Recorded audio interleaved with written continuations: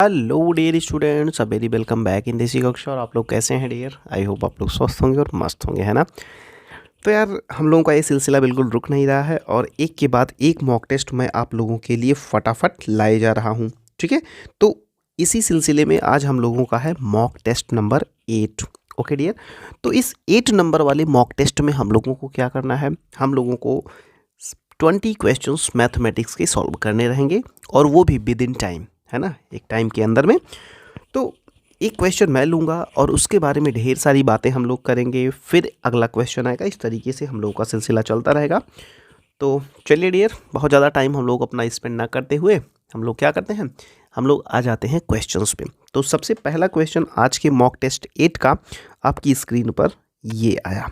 ठीक है, और इस क्वेश्चन के बारे में मुझे लगता है पहले भी आपको मैंने जानकारी दे रखी है और अब मैं ये देखना चाहता हूँ कि भाई कितने ऐसे बच्चे हैं जो फटाफट से आंसर मुझसे पहले कर देंगे। ठीक है, तो देखो ध्यान से, सबसे पहली बात तो ये है डियर कि जब आप चलते हो सॉल्व करने ऐसे क्वेश्चंस को तो आप नीचे से सॉल्व करना शुरू करते हो। जितने भी हमारे स्टूडेंट हैं उनको पता चल गया होगा कि सबसे पहले हम लोग इतना पार्ट सॉल्व करेंगे। जब आप इतना पार्ट सॉल्व करोगे डियर तो आपको बेसिकली क्या मिल जाएगा, 2/1 प्लस, अब देखो 1/1 माइनस 1/2 यानी एक में से एक गया, 1/2। बोलो है ना। बाकी चीज़ों को भी आप ऐसे उतार लीजिए। वैसे यहाँ पे प्लस नहीं है, यहाँ पे आपका मल्टीप्लाई है, यहाँ पे आपका मल्टीप्लाई है और फिर यहाँ पे 3/, यहाँ पे 3/2 का माने गुणा 5/6 और ये भाग है एक सही 1/4। तो 4 एक अन्य 4 एक 5/4, तो इसको भी ऐसे ही लिख लो 5/4। चलो ठीक है, अब ये चीज़ आप जानते हैं कि ये ऊपर चला जाएगा तो ये कितना हो जाएगा बताइए ज़रा। ये जब ऊपर चला जाएगा तो ये बन जाएगा 2 और ये 1 है आपका भाई, ये 1 है तो ये 2 + 1 3। तो कहीं ना कहीं से देखिए ये 2/1 + 2, तो कहीं ना कहीं से ये हो गया है 2/3, है ना। तो इसका मतलब इस पूरे के पूरे पार्ट को हम सीधे लिख देते हैं कितना, 2/3 गुणे। इतनी बात समझ में आई ना भाई। अच्छा, अब यहाँ पे आ जाइए। अब यहाँ पे देखिए भाग है, तो भाग तो होता नहीं, हर किसी को पता है होता क्या है, गुणा होता है। तो चलिए ठीक है, इसको ये था क्या, वैसे ये था 5/4। तो इसको आप क्या करिए, 5/4 को हटाइए यहाँ से और इसको कर दीजिए 4/5 गुणे 4/5। ओके, अब देखिए ये चीज़ यहाँ से गया, ये चीज़ यहाँ से गया, 3 एक अन्य 3, 3 दूना 6, अब 2 दूना 4 है तो ये भी ख़त्म हो गया, यानी नीचे कुल मिला के आ गया 1। इसका मतलब ये हो गया कि ये 3/1 हो गया। 3 3 यहाँ से ख़त्म हो गया, इसका मतलब आ गया 2/1। फाइनली आपका आंसर जो आ गया डियर वो आ गया 2। तो ऐसा क्वेश्चन मुझे ऐसा लगता है कि अब की इस मॉक वाले टेस्ट सीरीज़ में हम लोग दूसरी या तीसरी बार ले रहे हैं, तो मुझे ऐसा लगता है कि सारे बच्चे इस वाले क्वेश्चन में बिल्कुल कंफर्टेबल रहे होंगे। आपको ये क्वेश्चन कैसा लगा बिल्कुल आप कमेंट करके बताइए, और किस तरीके के क्वेश्चन की ज़रूरत है आप लोगों को डियर आप ज़रूर बताया करिए, जिससे कि हम लोग क्या कर पाएँ कि और भी बढ़िया से आप लोगों को हम लोग जो है चीज़ों को बता पाएँ। ओके, हाँ, तो किसी भी चीज़ की ज़रूरत हो आप ज़रूर बताएं डियर। चलिए, तो क्वेश्चन नंबर 41 मेरे ख्याल से सबका हो चुका। आइए अब हम लोग लेते हैं क्वेश्चन नंबर नेक्स्ट। ओके, अब अगला जो क्वेश्चन है आपके स्क्रीन पे आ गया है डियर, ये है क्वेश्चन नंबर 42। ठीक है, इसमें किसी ने टिक लगा दिया है तो आप उस पर मत जाइए, आपको सीखना है, आप इस बात पे ध्यान दीजिए।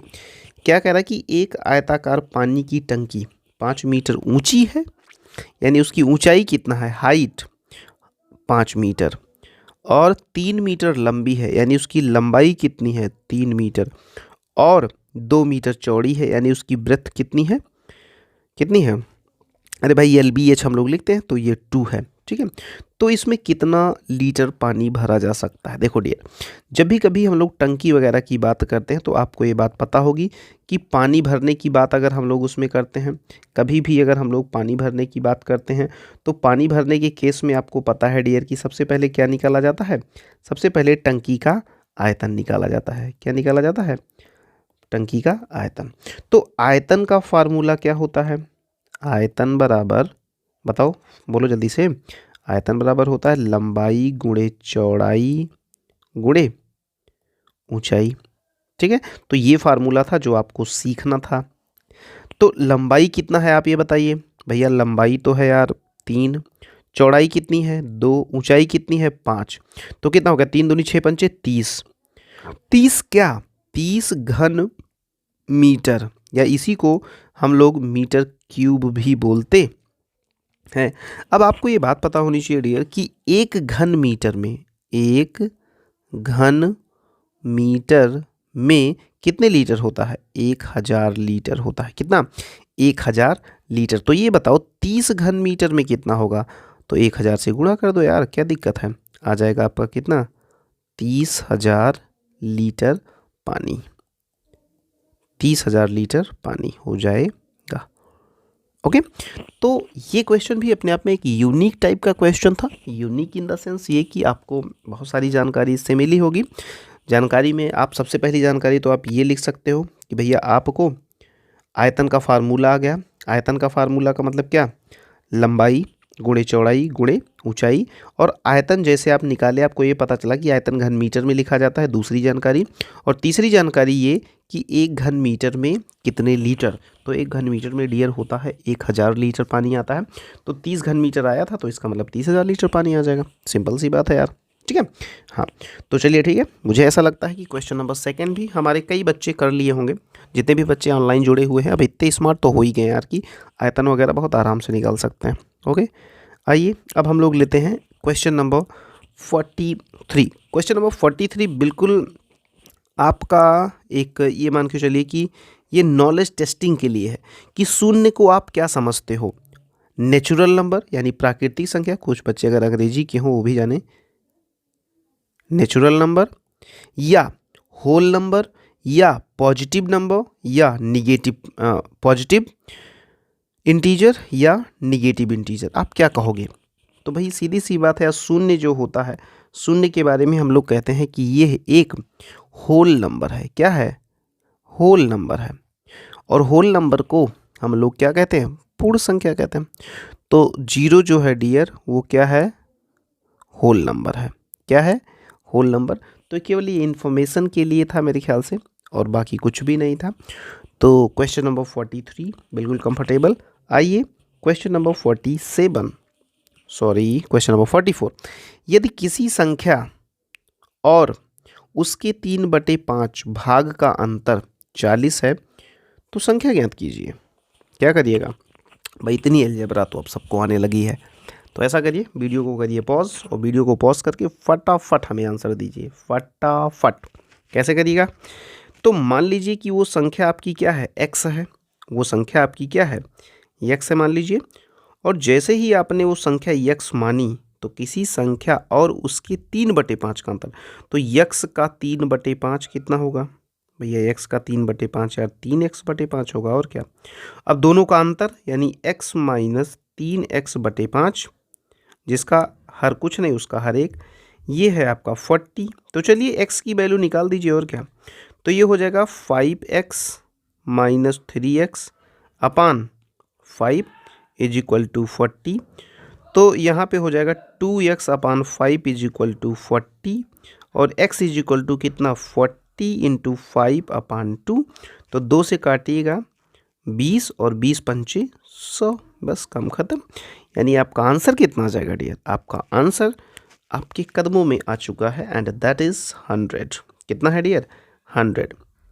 ठीक है, और अगर ये चीज़ आपको लग रही हो कि अरे यार हो सकता है कहीं हमारा ये क्वेश्चन गलत है, तो आप इसकी टेस्टिंग भी कर सकते हो। इसका आप टेस्ट भी कर सकते हो। कैसे, जैसे मान लो संख्या आपकी 100 है। अब 100 का 3/5 निकालो, तो 100 का 3/5 कितना आएगा, 5 एकन्ने 5, 5 दूना यानी कितना आएगा 60। तो चलो ठीक है, 100 में से 60 घटाओ, 100 माइनस 60 कितना आएगा, 40 आएगा। देखो ये 40 है ना ये। तो इसका मतलब हम लोगों ने जो भी किया वो बिल्कुल सही किया। ओके डियर, हाँ। तो क्वेश्चन नंबर 44 आपका अपना हो चुका है। आइए अब हम लोग चलते हैं क्वेश्चन नंबर 45 पे।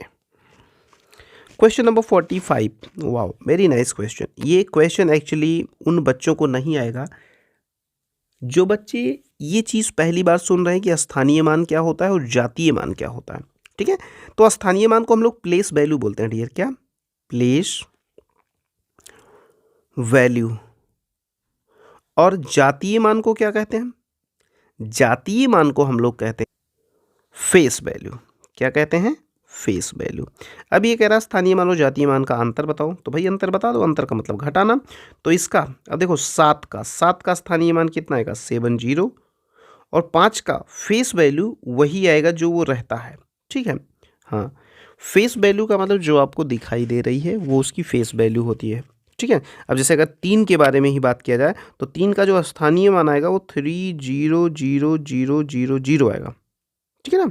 हाँ, जबकि 3 का फेस वैल्यू केवल 3 ही आएगा, ये बात याद रखिएगा। तो 75 माइनस 5 कितना हो जाएगा 65, सीधी सी बात है। 65, ओके। हाँ ओके, रुको रुको रुको रुको रुको, 5 नहीं भाई, 7 का पूछा जा रहा है ना, तो 7 का 7 आएगा, तो कितना आ जाएगा 63, कितना 63, ओके। 63 आपका आंसर 4 नंबर क्वेश्चन, ठीक है। क्वेश्चन नंबर 45 में जो आपका करेक्ट आंसर है डियर वो है 63। तो मेरे ख्याल से बहुत सारे बच्चों ने अब तक का सेशन एंजॉय किया। अब हम लोग चलते हैं कहाँ पे, अब हम लोग चलते हैं क्वेश्चन नंबर 46। हाँ डियर, क्वेश्चन नंबर 46 आपकी स्क्रीन पे आ चुका है और आप इसको बहुत ध्यान से देखिए, और देखिए ही ना, आप क्या करिए, वीडियो को सबसे पहले पॉज करिए। वीडियो को पॉज करने के बाद इसको आप खुद सॉल्व करने की कोशिश करिए, क्योंकि मुझे ऐसा लगता है कि देसी कक्षा में पढ़ रहा हर एक बच्चा इस क्वेश्चन को सॉल्व कर सकता है, ओके। हाँ, क्या कह रहा है कि 27 पेन का विक्रय मूल्य 30 पेन के क्रय मूल्य के तुल्य है, यानी के बराबर है, तो कितने प्रतिशत लाभ या हानि हुई। बात समझ में आ रही है, तो बिल्कुल वीडियो को पॉज करिए और ये क्वेश्चन लगाइए, ओके। हाँ हाँ, तो डियर ये क्वेश्चन बहुत ही प्यारा क्वेश्चन है, और ये क्वेश्चन लगेगा कैसे, पहली बात तो बहुत ध्यान से अगर आप इस बात को देख पा रहे हो कि 27 पेन का विक्रय मूल्य 30 पेन के क्रय मूल्य के बराबर है, इसका मतलब ये हो गया कि 27 पेन जो उसने बेची, कितनी पेन बेची 27 पेन, ठीक है। 27 पेन पर ही उसको 30 पेन के बराबर, 30 पेन के बराबर, यानी 30 पेन जितने में उसने खरीदी थी उतना 27 पेन बेचने में ही मिल गया। इसका मतलब कितने का फ़ायदा हो गया, 3 का फ़ायदा हो गया। कितने में, 27 में ही, कितने में 27 में ही। अब इसका मतलब ये हो गया कि 3 वो भी 27 पर, तो इसको अगर हम 100 से मल्टीप्लाई कर दें तो हमको प्रतिशत लाभ मिल जाएगा।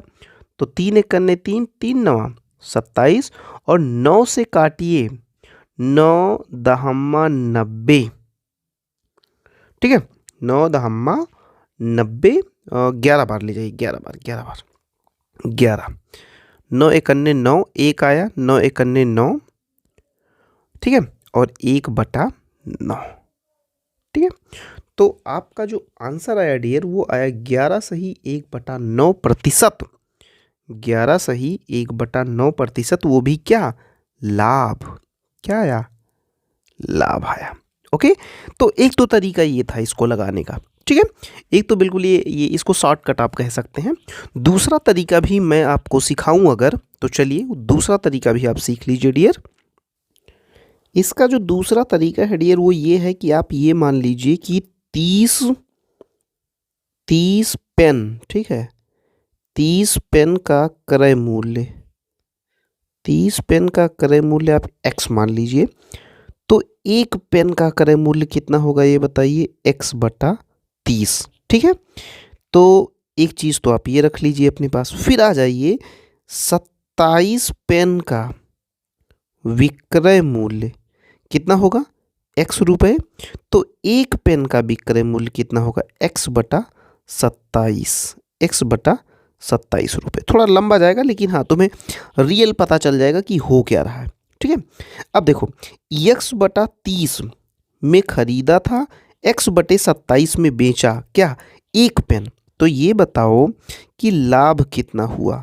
लाभ, तो लाभ बराबर विक्रय मूल्य माइनस क्रय मूल्य। तो विक्रय मूल्य है x बटे 27 माइनस x बटा 30। तो इन दोनों का अब देखो ऐसा करोगे, 30 से x में करोगे तो 30x माइनस 27x और बटे, इसको गुणा ना करो, इसको ऐसे ही रहने दो, या तो गुणा करने में फिर दिक्कत होगी। तो 27x minus 30x minus 27x कितना हो गया, 3x। 3x बटे 27x गुणे 30x, ये हो गया आपका लाभ। क्या हो गया, लाभ। तो अब हमें ये बताओ, अगर ये लाभ है तो प्रतिशत लाभ बराबर क्या होता है, प्रतिशत लाभ बराबर होता है लाभ गुणे 100 बटे क्रय मूल्य। और क्रय मूल्य आपको पता है, एक पेन का, एक पेन का क्रय मूल्य कितना था, x बटा 30।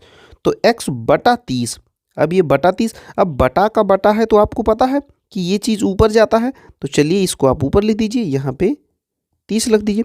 अब देखिए यक्स से चला गया 30, 30 से कट गया और 3 एक अन्य 3, 3 नवा 27, फाइनली आपका आ गया 100 बटा 9।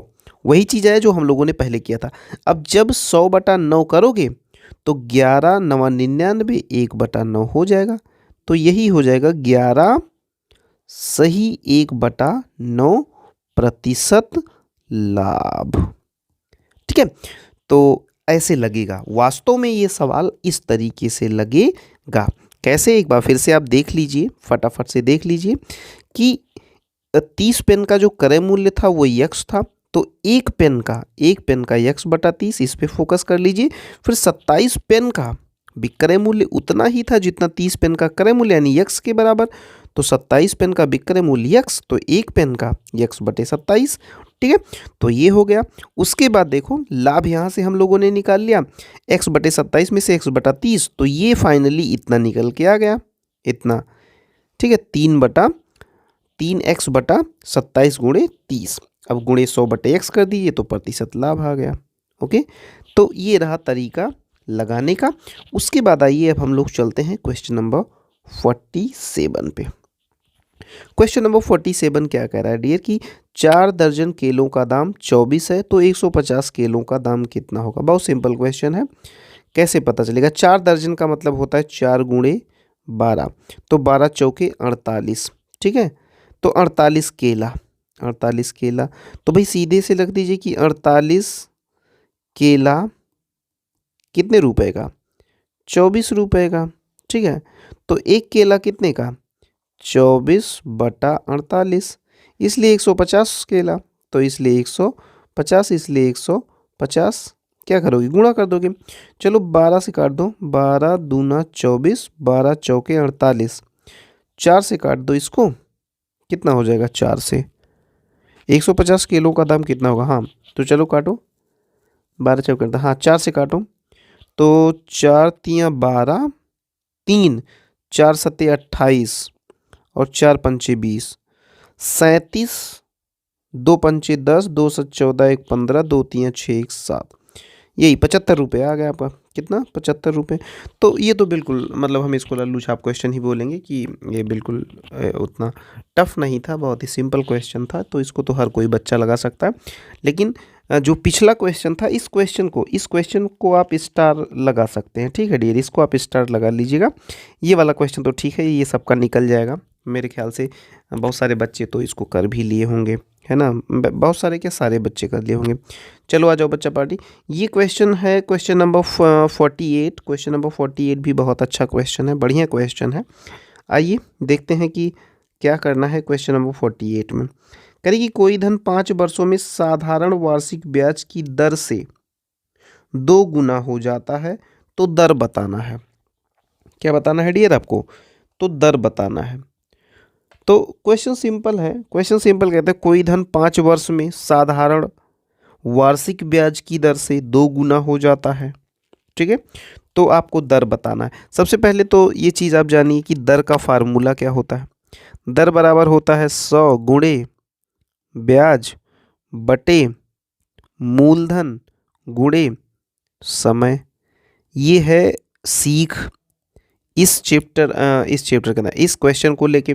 अब मान लीजिए कि कोई धन की बात कर रहे हैं, तो मान लीजिए कि वो धन x है, तो 5 वर्ष में वो 2 गुना हो जाता है, यानी 2x हो जाता है। ये बताओ कि अगर x जो है वो 2x हो गया तो ब्याज कितना होगा, 2x माइनस एक्स बराबर x। तो सब तो पता चल गया आपको, ब्याज पता चल गया, मूलधन आपने x माना ही है, तो चलिए दर निकाल लेते हैं। तो हो जाएगा 100 गुणे ब्याज कितना होगा, बोलो जल्दी से। ब्याज आपका कितना आया है, x बटे मूलधन कितना हुआ, मूलधन तो x आपने माना ही था, और गुणे समय 5। तो चलो ये गया ये गया, ठीक है। तो 5 × 5 5 दूना, यानी कि 20% आएगा, और क्या कितना आएगा डियर, 20%। तो मेरे ख्याल से ये काफ़ी बच्चों ने लगाया भी, काफ़ी बच्चों ने ये लगा भी लिया होगा। कितने बच्चे मुझसे पहले इस क्वेश्चन को, वीडियो को पॉज करके सॉल्व कर चुके थे, वो बच्चे ज़रा हमें कमेंट करके बताएं, मज़ा आएगा। मुझे ऐसा लगता है वो बच्चे बहुत ही अच्छा कर रहे हैं, बढ़िया तैयारी चल रही है उनकी, तो ये बहुत ही अच्छी बात है, बहुत अच्छे, बहुत बढ़िया। चलो आ जाओ, question number 49। Question number 49 it's a very very simple question. कह रहा है कि प्रथम 4 अभाज्य संख्याओं का योग क्या होगा।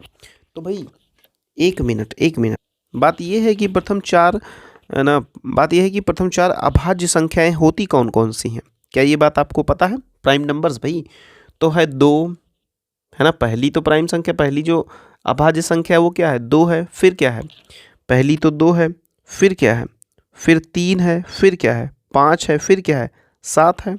तो 4 तो हो ही गई, तो कितना हो गया, 3 2 5 5 10 7 17 हो गया।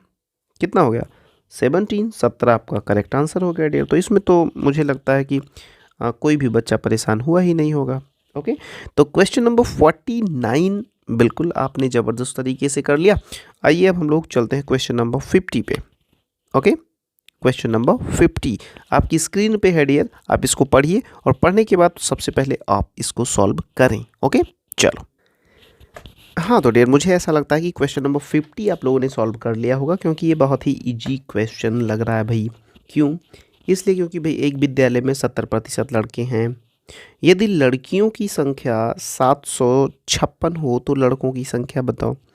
क्या यार, इतना सिंपल क्वेश्चन नहीं कर पाओगे। देखो इधर देखो, टोटल होता है कितना, 100%। इसमें से 70% तो आपके लड़के हैं, तो लड़कियां कितनी हैं ये बताओ। भैया 30% है। अच्छा ये बताओ कि 30% का मतलब क्या होता है, ये बताओ। 30% का मतलब क्या होता है कि 30/100 बराबर कौन, लड़कियां, और लड़कियां कितना, 756। तो पूरी संख्या कितनी होगी ये तो बताओ, 756 गुणे 100/3। बोलो हाँ या ना। तो 3 से काट कूट दो, तो 3 से जैसे काटे तो 3 दूना 6, और 3 दूना 6, 3 पचे 15, 3 दूनी 6, यानी आ गया 25,200, यानी 25,200। ये टोटल संख्या है। तो लड़कों की संख्या पूछी जा रही, तो लड़के हैं 70%। चलो निकाल दो भैया 70%। ये गया ये गया ये गया ये गया, तो 7 दूनी 14, 7 पचे 35, 35 एक 36, 7 दूनी 14, 3 17, कितना आ गया, 1764 आ गया। कितना, 1764। तो कुल मिला के लड़कों की संख्या कितनी आ गई डियर, लड़कों की संख्या आ गई, एक्चुअली 7/3 है ना, तो ये भी जाएगा भाई। तो यहाँ पे एक जीरो कम रहेगा, यहाँ पे एक जीरो कम रहेगा। ओके, हाँ, तो ये बात समझ में आई। तो ये आ जाएगा 1764। ओके बच्चा, हाँ, तो सेकेंड वाला ऑप्शन आपका बिल्कुल करेक्ट है। तो ये बिल्कुल इजी क्वेश्चन था, इसके बारे में तो हमें टेंशन लेना ही नहीं था। ओके, चलो आ जाओ क्वेश्चन नंबर 51। क्वेश्चन नंबर 51 देखो क्या कहते हैं। राजीव 5,000 में टीवी सेट खरीदता है और उसे 4,750 में बेच देता है, तो उसे कितना प्रतिशत हानि हुआ। भाई सबसे पहले तो ये बताओ हानि किसे कहते हैं। हानि बराबर होता है विक्रय मूल्य माइनस क्रय मूल्य। तो विक्रय मूल्य कितना है, 4,750, क्रय मूल्य कितना है, 5,000। ठीक है, तो हानि जो होती है डियर वो विक्रय मूल्य पे नहीं, वो क्रय मूल्य पे होती है। किस पे, क्रय मूल्य माइनस विक्रय मूल्य। ओके, हाँ, तो अब देखो 5000 में से इसको घटा लो, उल्टा कर दिया मैंने भाई, सॉरी। चलो 5000 में से 4750 घटा लो, यहाँ पे 0 आया, यहाँ पे 5 आया, और यहाँ पे 2 आया, और यहाँ पे 1 आया। सही है? बिल्कुल गलत है। एक कहाँ से आएगा, ये तो गायब हो जाएगा। तो 250। अब इसका आप परसेंटेज निकाल लीजिए, तो गुणे 100 और बटा क्रय मूल्य कितना है 5000। ये गया, ये गया। 5 एक करने 5, 5 पंचे 25, यानी कि कितना 5% का आपको क्या हुआ डियर, 5% का आपको घाटा लगा। ओके, तो इसका जो करेक्ट आंसर होगा वो क्या होगा, वो होगा 5%। ओके, हाँ। तो मुझे ऐसा लगता है कि क्वेश्चन नंबर 51 भी आपने अच्छे से कर लिया। 51 में कुछ था नहीं भाई, केवल हम लोगों को परसेंटेज हानि निकालनी थी, परसेंटेज लॉस जिसे कहते हैं। तो percentage loss is equal to क्या होता है, 100 इंटू, है ना, 100 गुणे क्या, यहाँ पे आपका होता है विक्रय, यानी कि 100 गुणे हानि, यानी कि 100 इंटू लॉस अपान में कॉस्ट प्राइस। क्या, कॉस्ट प्राइस कितनी थी, 5000। ओके, हाँ। तो चलिए ठीक है, ये क्वेश्चन भी हो गया आपका। आइए क्वेश्चन नंबर 52। क्वेश्चन नंबर 52 भी बहुत आसान है। दो संख्याएं हैं 3:4 के अनुपात में है। यदि उनका लासा 240 हो तो दोनों में से छोटी संख्या क्या होगी। चलो फटाफट बता दो, फटाफट बता दीजिए भाई। सिंपल क्वेश्चन है, वीडियो पॉज करिए और खुद ट्राई करिए। ओके, चलो। तो मेरे ख्याल से आप लोगों ने इस क्वेश्चन को बिल्कुल अच्छे से ट्राई किया डियर, और ट्राई करने के बाद आप लोगों ने इसको सॉल्व किया होगा। ओके, और कई बच्चों का तो आंसर भी आ गया होगा। आओ देख लेते हैं। कह रहा है कि दो संख्याएं 3:4 के अनुपात में हैं। यदि उनका लासा 240 है तो दोनों में से छोटी संख्या होगी। तो पहली बात तो आप ये करिए कि ये संख्याएं 4:5 के अनुपात में दी गई हैं। तो आपको ये मानना पड़ेगा कि माना संख्याएं क्या हैं, एक 3x हो गई और एक 4x हो गई। ओके, आपने सबसे पहले 3x और 4x मान लिया। उसके बाद अब बताइए कि अगर संख्या है 3x और 4x तो उसका LCM यानी कि लासा कितना आएगा डियर। आप कहोगे भैया 3x गुणे 4x ही कर लो डायरेक्ट यार, तो कितना हो जाएगा, ये हो जाएगा आपका 12x। क्या हो जाएगा, 12x। तो यहाँ पे कह रहा है कि यदि उनका लासा 240 है तो इसका मतलब ये हो गया कि ये जो 12x है ये लासा है, और ये किसके बराबर है, 240 के। तो x बराबर क्या होगा, 240 बटे का 12। तो 12 एक करने 12, 12 दूना 24, यानी कि आंसर आ गया आपका 20। तो ये 20 क्या आया है, 20 आया है x की वैल्यू। तो x बराबर अगर 20 आ गया डियर, तो ये बताइए कि 3x बराबर कितना होगा। तो 20 गुणे 3 बराबर 60। और ये बताओ 4x बराबर क्या होगा। तो 4 गुणे 20 बराबर 80। क्या मतलब हुआ इन दोनों का, इसका मतलब ये हुआ कि 60 और 80। तो 60 हो गई आपकी छोटी संख्या और 80 हो गई आपकी बड़ी संख्या। बस, तो इसमें से क्या पूछ रहा था, छोटी संख्या बताओ। तो छोटी संख्या क्या है, छोटी संख्या आपकी 60 है। क्या है, 60 है। तो मेरे ख्याल से ये क्वेश्चन अच्छा था। इस पे आप 1 स्टार लगा सकते हो, 1 नहीं 2 स्टार, क्योंकि इसमें बच्चे क्या करेंगे ना, 3x और 4x मान तो लेंगे, उसके बाद जो लासा 240 दिया गया है इसको वो कोरिलेट नहीं कर पाएंगे कि कैसे इसको करें। ओके, तो मेरे ख्याल से क्वेश्चन नंबर 52 जो था, 52 को आपने अच्छे से एंजॉय किया।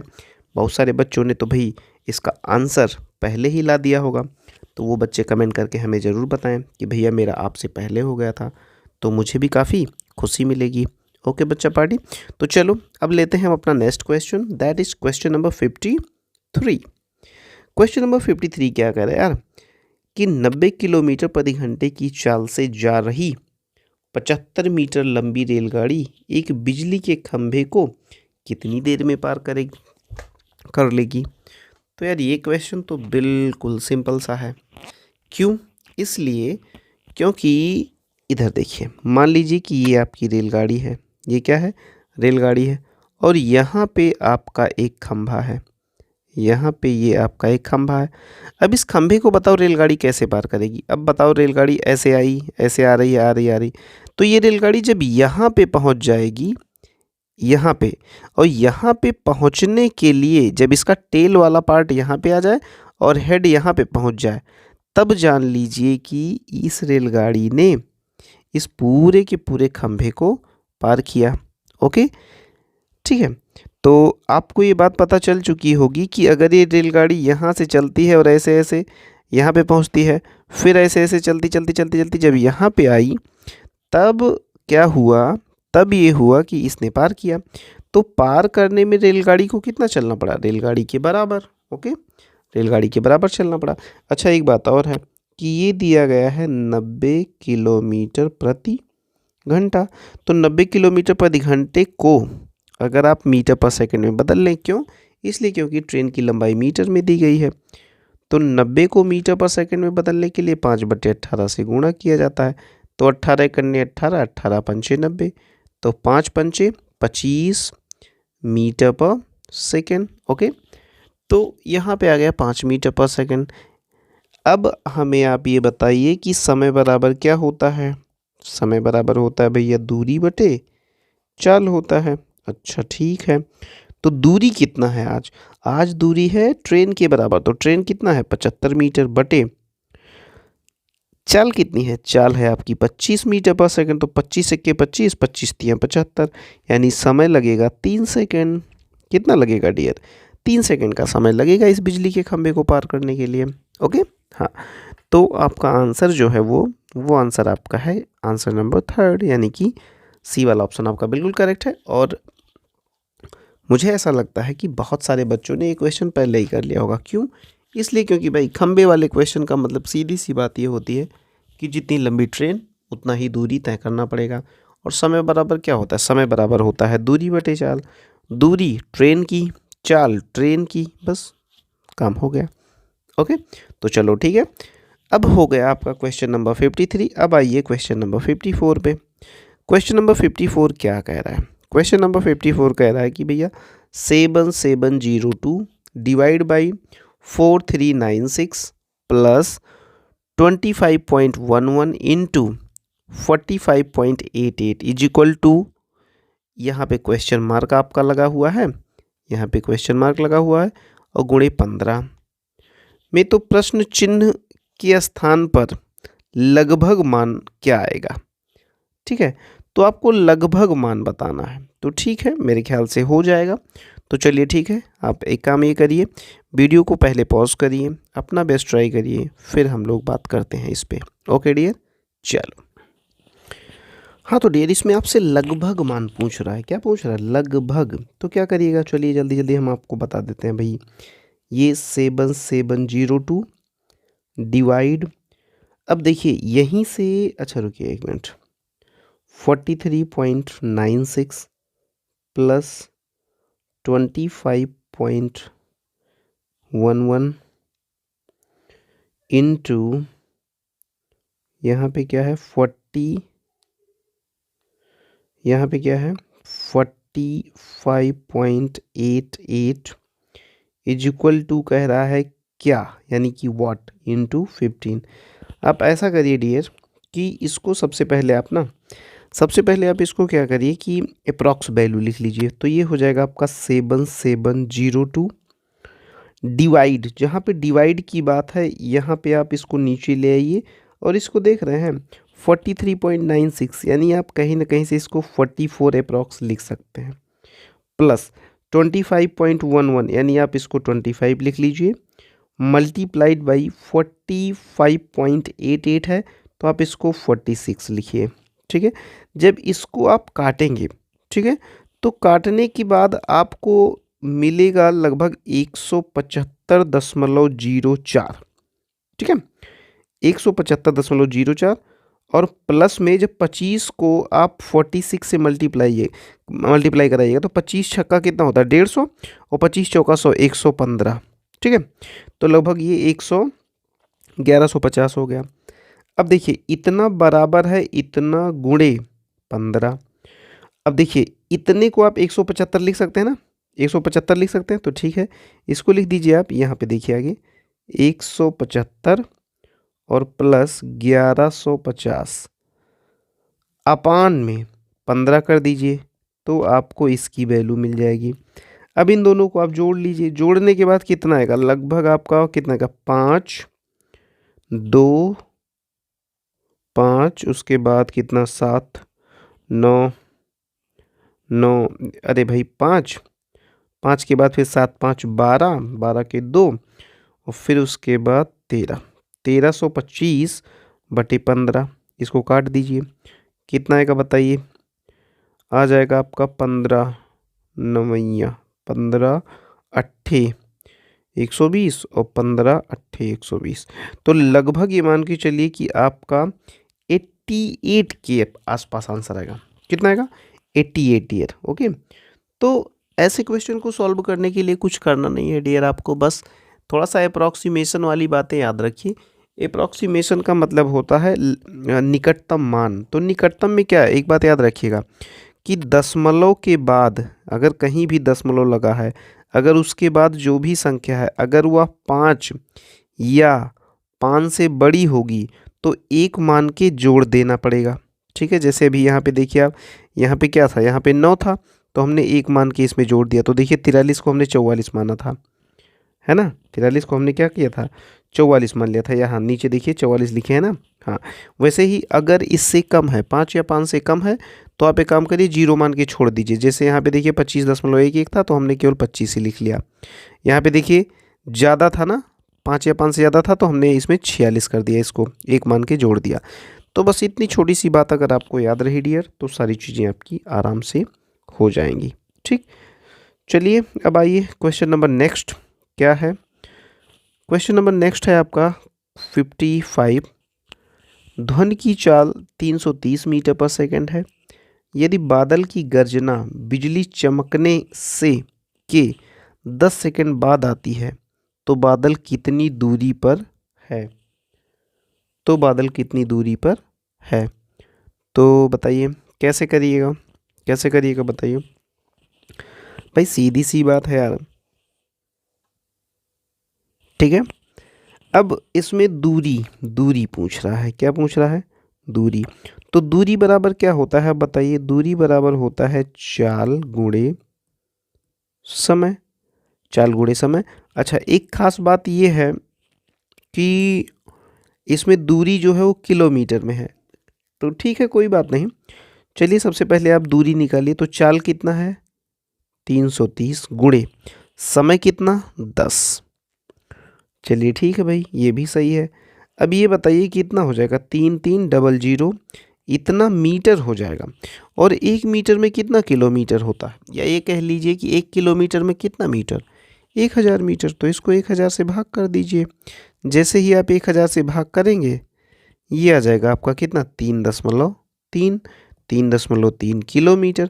इसका मतलब ये हुआ कि बादल की दूरी जो है डियर, बादल की दूरी कितना है 3.3 किलोमीटर।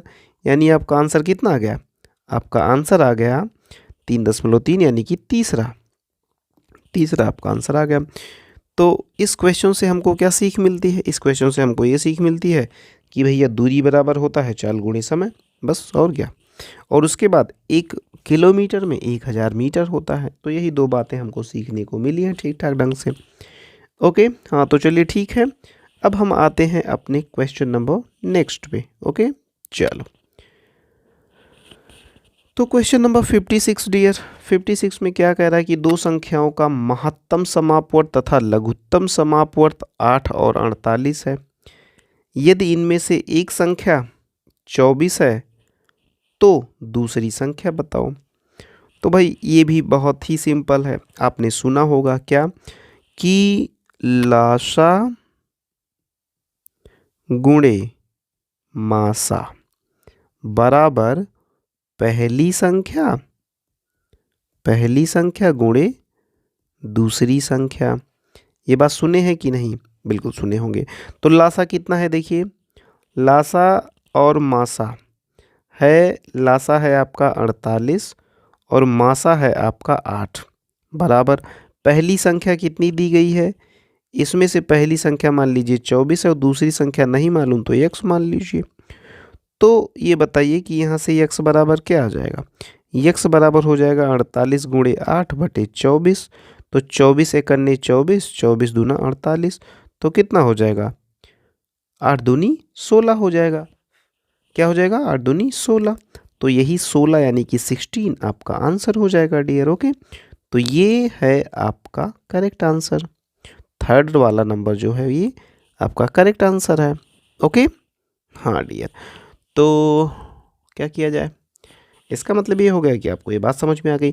तो यहाँ से जो सीखने वाली बात थी वो क्या थी भैया, वो सीखने वाली बात है डियर ये आपका फार्मूला कि लासा गुणे मासा बराबर पहली संख्या गुणे दूसरी संख्या। बस यहाँ से आपका कल्याण हो जाएगा।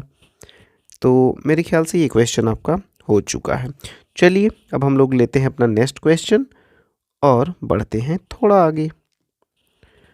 संख्या 437 के अभाज्य गुणनखंड हैं।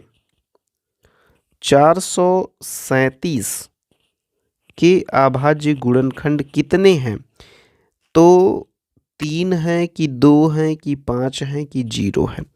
पहली बात तो आप ये देखिए कि ये जो 437 संख्या है, ये जो संख्या है 437, कितना 437 ये जो संख्या है, ये बताओ कि ये संख्या किस किस से कटेगी।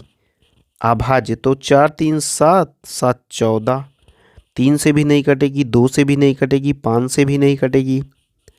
ठीक है, 6 7 7 छंग 42, 1 7 से भी नहीं, 8 9 10 11, 11 से भी नहीं कटेगी, 12 नहीं, 13 13 तिया 39, 13 से भी नहीं कटेगी, 14 न, 15 नहीं, 16 नहीं, 17 नहीं, 18 नहीं, 19 19 दूना 38, 19 दूना 38, 5, हाँ ये मिल गई संख्या।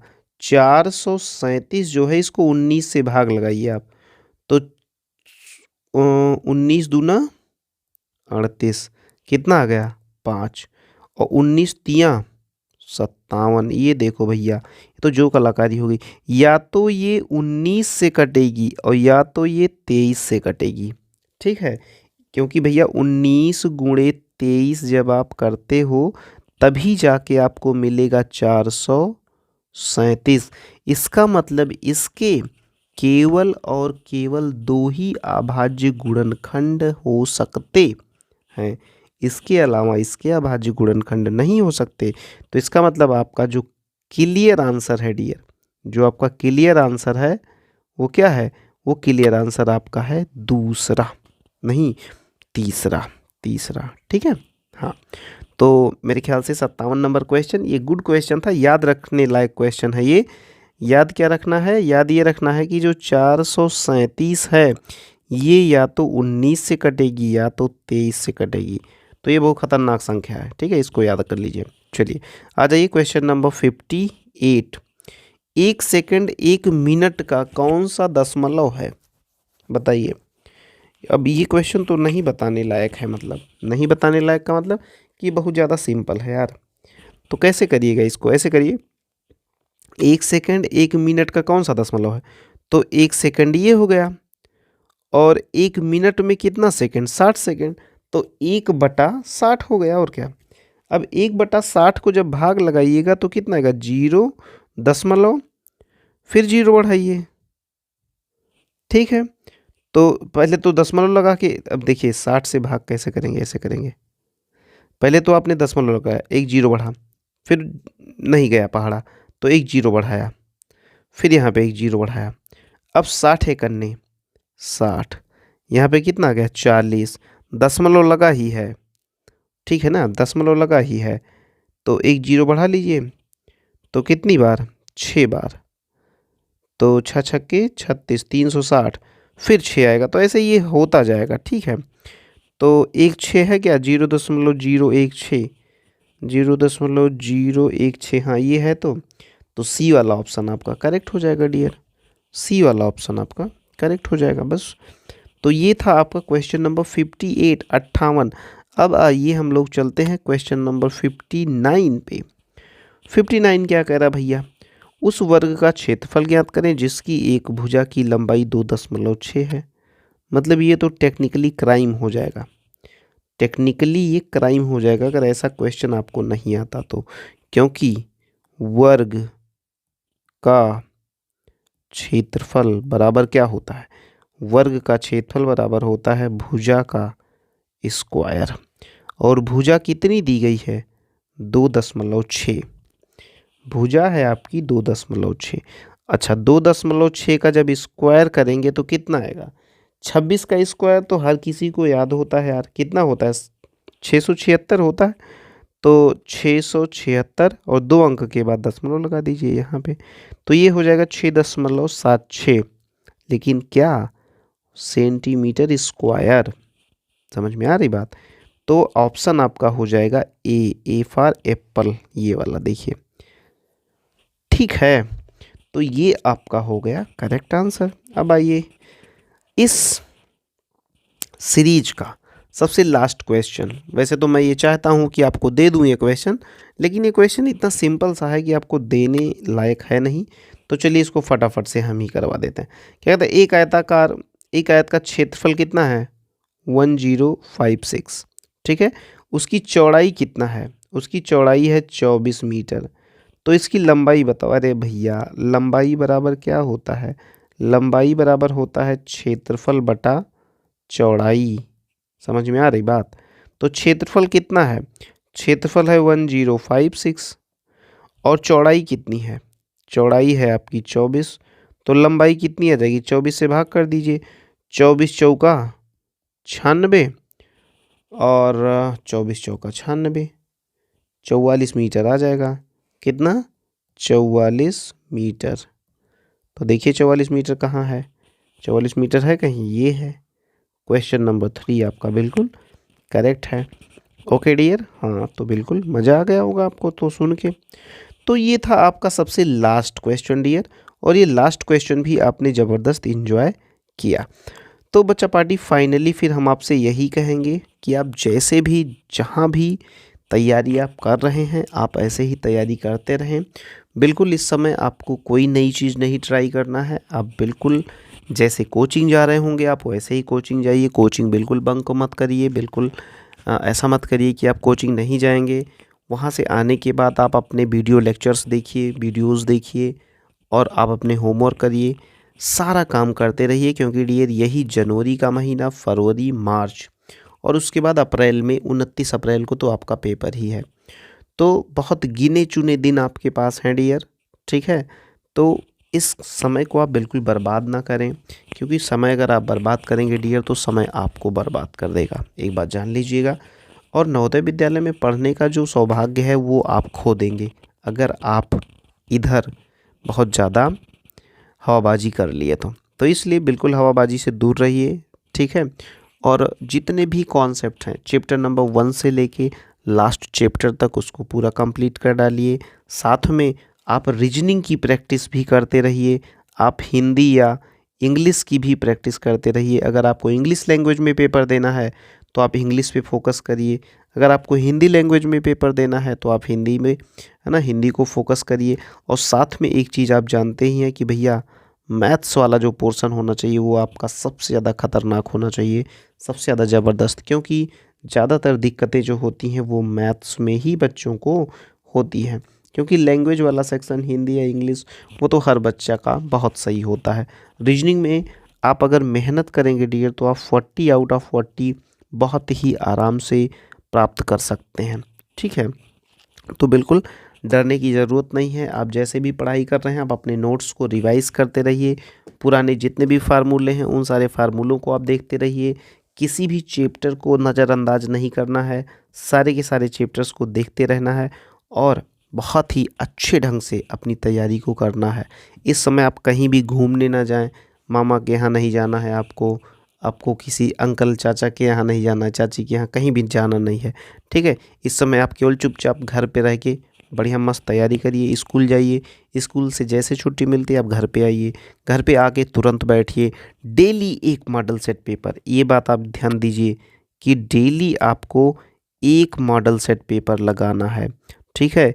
एक सेट मॉडल पेपर आपको लगाना है, उससे आपको ये पता चलेगा कि तुम्हारा स्कोर जो आ रहा है वो कितना आ रहा है, ठीक है। क्योंकि भाई 80 क्वेश्चंस में अगर आपके मान के चलिए 75 के ऊपर रहेंगे, अगर 75 क्वेश्चंस के ऊपर सही होंगे तभी मान के चलिएगा कि आपका सिलेक्शन होगा, अदरवाइज़ आप अपने सिलेक्शन को बहुत अच्छा नहीं मान के चल सकते। समझ में आ रही बात? हाँ तो ठीक है डियर, मुझे ऐसा लगता है कि आपको मेरी बातें समझ में आई होंगी। थैंक यू बच्चा पार्टी, इतनी देर तक मुझको सुनने के लिए आप सभी को बहुत बहुत धन्यवाद। ऐसे ही आप बने रहिए, अब की बार नवोदय तो पार कर ही देना यार, बहुत आराम से सिलेक्शन हो जाएगा, टेंशन ना लो। बस डेली ऐसे ही सुबह वाली वीडियोस आपको सुबह मिलती रहेंगी, रात में मैं इसीलिए आपके लिए देख रहे हैं।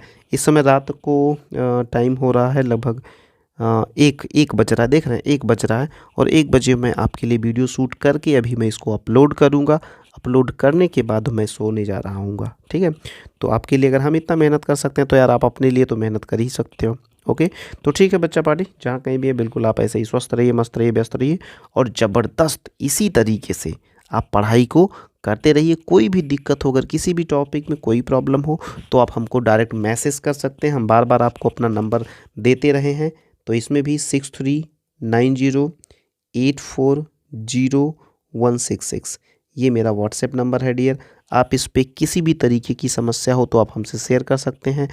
हिंदी में, इंग्लिश में, रीजनिंग में, किसी में भी दिक्कत हो तो आप मैथमेटिक्स में आप हमसे डायरेक्ट कांटेक्ट कर सकते हैं। ओके डियर, तो चलिए ठीक है, लव यू बच्चा party, take care, bye bye, जय हिंद।